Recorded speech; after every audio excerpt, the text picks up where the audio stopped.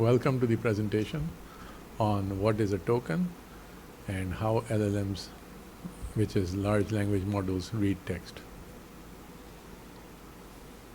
We will be discussing what is a token, how LLMs read text, and understanding AI language blocks.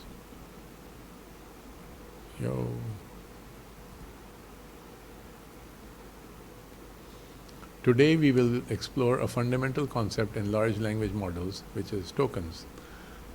Understanding tokens is key to understanding how AI models process, understand, and generate human language.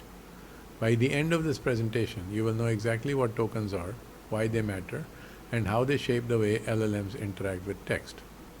We will break down technical concepts into clear, practical insights which you can apply immediately when working with AI tools.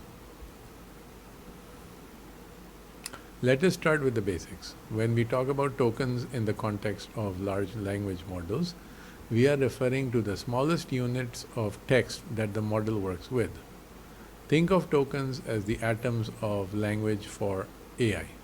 A token might be a complete word like cat, or it could be just a piece of word like un or able. It could even be punctuation or a space, or like a character like question mark or exclamation mark. The key idea is that tokens are the fundamental building blocks that allow an LLM to process human language computationally. This token-based approach enables models to handle the infinite variety of human expression using a finite, manageable vocabulary. Tokens as compared to words. This is a crucial distinction that often surprises people. While we humans naturally think in terms of words, LLMs think in terms of tokens. And tokens do not always align with words. For example, a simple word like dog is likely one token, but a longer, more complex word like unbelievable might be broken down into 3 separate tokens: un, believe, and able. This subword tokenization approach helps models handle rare or new words more effectively by recognizing familiar parts. It also means that counting words in your document will not give you an accurate count of tokens, which matters for the context, limits, and pricing. Tokens are not just a technical detail. They have real practical implications. Most LLMs have a maximum context window measured in tokens and not words. This means that the total amount of text you can feed into a model, including both your prompt and the model response, is limited by the token count.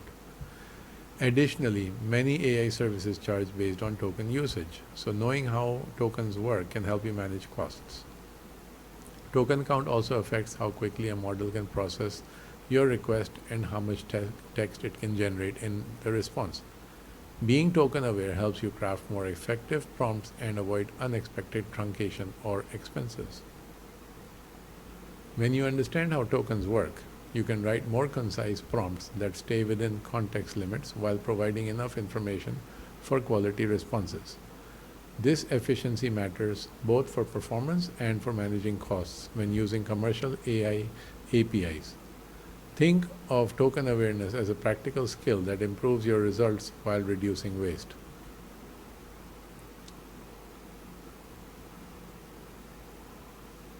When you read a sentence, we process meaning, grammar, and context all at once. But an LLM does not see text the way we do.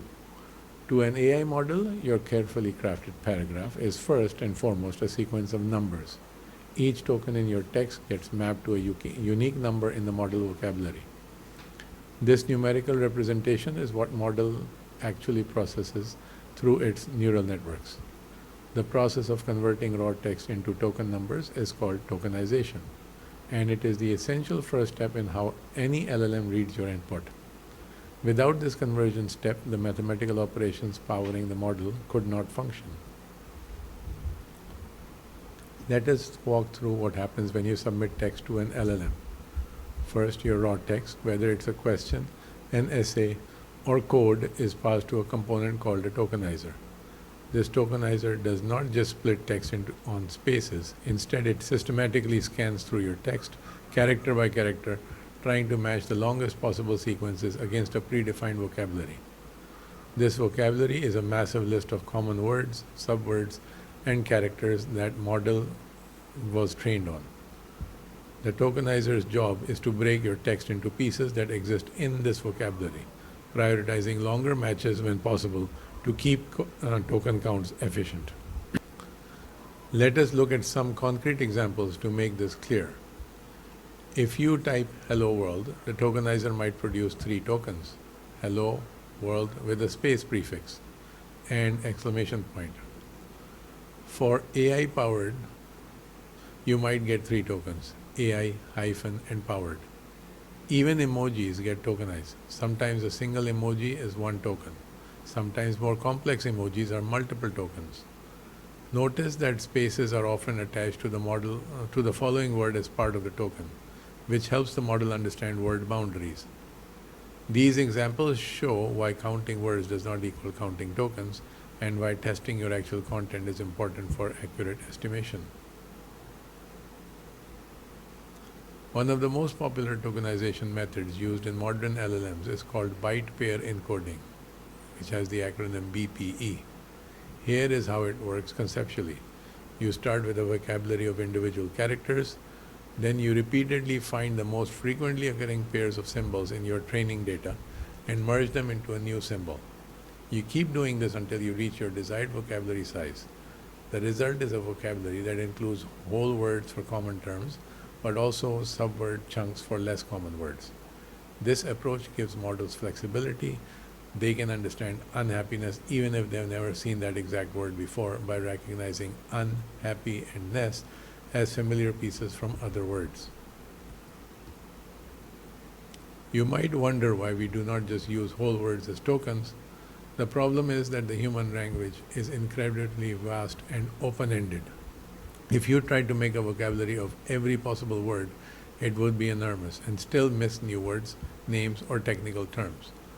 Subword tokenization solves this by striking a smart balance. It keeps the vocabulary at a manageable size, typically tens of thousands of tokens instead of millions, while still being able to represent virtually any word by combining smaller pieces. This also helps with typos, morphological variations, and even multilingual support, since many subword units appear across different words and languages, making the model more robust and versatile. The subword approach represents a smart engineering compromise. By breaking words into meaningful chunks, models gain the ability to handle novel terms, technical jargon, and even creative language without exploding vocabulary size. This flexibility is essential for real-world applications where users introduce new terms constantly. The model learns which subword combinations carry meaning, allowing it to generalize beyond its training data. This is why modern LLMs can discuss emerging topics or specialized domains with reasonable competence, even without explicit training on every possible term. Once text is broken into tokens, each token gets converted into a numeric ID. Think of the model vocabulary as a giant dictionary where every entry has a unique number. When the tokenizer sees the token cat, it looks up that token in the vocabulary and returns its corresponding ID. For example, say it's 1234. The neural network never sees the word cat, it only sees the number 1234. This numerical representation is crucial because neural networks operate on mathematical operations and not text. The vocabulary and its mappings are determined during the model training phase and remain fixed afterward, which is why using the correct tokenizer for a specific model is so important for accurate results. So we have token IDs, but how does the model actually understand the meaning? This is where embeddings come in. Each token ID gets converted into a dense vector, a list of hundreds or thousands of numbers that represents that token in a high-dimensional space. These vectors are learned during training so that tokens with similar meanings or usage patterns end up with similar vector representations. For example, the vectors for king and queen will be closer to each other than to car. These embedding vectors are then fed through the model neural network layers, where attention mechanisms and other operations allow the model to build contextual understanding from these numerical foundations. Let's dive a bit deeper into embeddings. Imagine a map where every word or token has a specific location. The coordinates on this map are not geographic, they're mathematical. Each dimension in the embedding vector might capture some subtle aspect of meaning, usage, or grammar. The magic is that these positions are not hand-coded. The model learns them automatically by analyzing billions of text examples. Through this learning process, the model discovers that certain tokens tend to appear in similar contexts, and so it places them near each other in the embedding space. This geometric representation of meaning is fundamental to how LLMs generalize and reason about language beyond simple keyword matching. One of the most important practical constraints when working with LLMs is the context window. This is the maximum number of tokens the model can consider at one time. Think of it as the model's short-term memory. If you're using a model with an 8,000 token context window, the sum of your prompt and the model response cannot exceed 8,000 tokens. If you go over, the earliest tokens get cut off. This is why very long documents need to be chunked or summarized before processing. Newer models are pushing these limits higher, but the context window always remains a finite resource that shapes how we interact with these systems and design our prompts. Working within the context window limits require strategic planning. When crafting prompts, allocate tokens wisely between background context, specific instructions, and expected response length.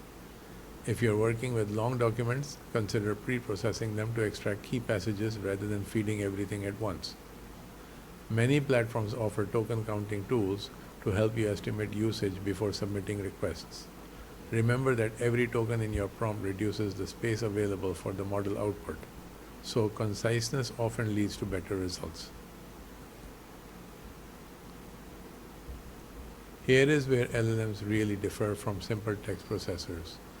When an LLM receives a sequence of tokens embeddings, it does not just process them left to right like a traditional reader. Instead, through a mechanism called self-attention, the model examines relationships between all tokens in the sequence at once. For each token, the model calculates how much attention it should pay to every other token. This allows information to flow freely across the entire context window. So when generating a response, the model can draw on context from the beginning, middle, or end of your input, weighing each part according to relevance. This holistic processing is key to the model's ability to maintain coherence and understand complex dependencies. Let us simplify the attention mechanism with an analogy. Suppose you are reading, Maria went to the store because she needed milk. When you reach the word she, you naturally connect it back to Maria. Attention mechanisms do something similar, but for every single token and with mathematical precision. For each token position, the model computes scores that determine how much focus to place on every other token. These scores are used to create a weighted combination of information from across the sequence. The result is a rich, context-aware representation for each token that incorporates relevant information from anywhere in the input. This is what allows LLMs to handle pronouns, long-distance dependencies, and complex reasoning tasks. Predicting the next token. Now let's talk about how LLMs actually produce output. When you ask a model a question, it does not generate a full answer in one go. Instead, it works token by token. Based on all the tokens it has seen so far, your prompt plus any tokens it already has generated, the model calculates a probability distribution over its entire vocabulary for what the next token should be. It then samples from this distribution, often with some strategic adjustments like temperature settings, to pick the next token. This new token is added to the sequence, and then the process repeats. Because there is randomness in the sampling, the same prompt can produce different responses. This auto-regressive generation is fundamental to how LLMs create fluent, coherent text. Understanding tokens has direct financial and practical implications. Most commercial LLMs APIs charge per token for both input and output. So a longer prompt costs more to process, but a longer response costs more to generate. Additionally, because of the context window limit, If you use many tokens on your input, you leave fewer tokens available for the model response. This trade-off is crucial when designing prompts. You want to provide enough context for quality answers, but not so much that you waste tokens or cut off the response. Learning to write concise, effective prompts is a valuable skill for working with LLMs efficiently and economically. One common source of confusion is that tokenization is not universal. Different model families use different tokenization schemes and vocabularies. For instance, the same sentence might be 20 tokens in GPT-4, but 25 tokens in Llama 2. This happens because each model was trained with its own tokenizer optimized for its specific architecture and training data. This has practical consequences. If you're estimating costs or context usage, you need to use a tokenizer that matches your target model. Many AI platforms provide tokenizer tools or APIs to help you count tokens accurately for their specific models. Never assume token counts transfer between different LLM systems. Token counting tips. If you're working with LLMs regularly, here are some practical tips for managing tokens. First, whenever possible, use the official tokenizer provided by the model developer. This gives you the most accurate count. As a rough mental estimate, you can think of one token as averaging about 4 characters of English text, or roughly 3/4 of a word. But this is just a rule of thumb. Actual counts vary. Always test with your specific content, especially if it includes code, spatial characters, or non-English text, as these can dramatically change the tokenization. Finally, when crafting prompts, think in terms of a token budget. Allocate tokens wisely between context, instructions, and expected output length. Planning prompts with token budgets in mind is a skill that improves with practice. Start by identifying the essential information your model needs to answer effectively. Remove redundant phrasing and unnecessary details. Use clear, direct instructions that do not waste tokens on ambiguity. When working with complex tasks, consider breaking them into smaller prompts rather than one massive request. Track your token usage over time to identify patterns and opportunities for optimization. This disciplined approach leads to more reliable, cost-effective interactions with AI systems. Key takeaways. Let us now recap the most important points from this presentation. First, tokens are the fundamental units that LLMs use to process language. They are not always whole words. Second, tokenization, especially subword methods like BPE, allow models to handle vast vocabularies efficiently. Third, tokens get converted to numeric embeddings that capture meaning, which the model processes using attention mechanisms. Fourth, every LLM has a context window that limits the total tokens it can handle at once. And finally, understanding tokens helps you write better prompts, manage costs, and use AI tools more effectively. Keeping these concepts in mind will make you a more skilled and strategic user of large language models.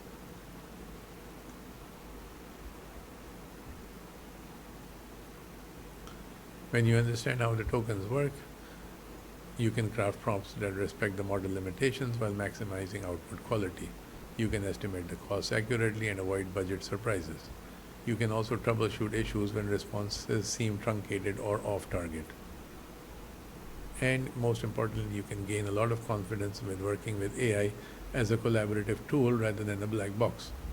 This foundational knowledge empowers you to get more value from every interaction with large language models. Thank you for taking the time to see this presentation and on how LLMs read text. I'd love to hear your thoughts. What aspects of tokenization was most surprising or useful to you?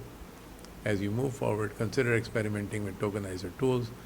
Many models providers offer interactive demos where you can paste text and see exactly how it gets tokenized. Try comparing the same text across different models to see the variation. Remember, AI literacy is an ongoing journey. The more you understand about these systems and how they work under the hood, the better you can harness their power responsibly and effectively. If you have any questions, feel free to ask, and please provide feedback and reviews on the course so we can make it better. Thank you.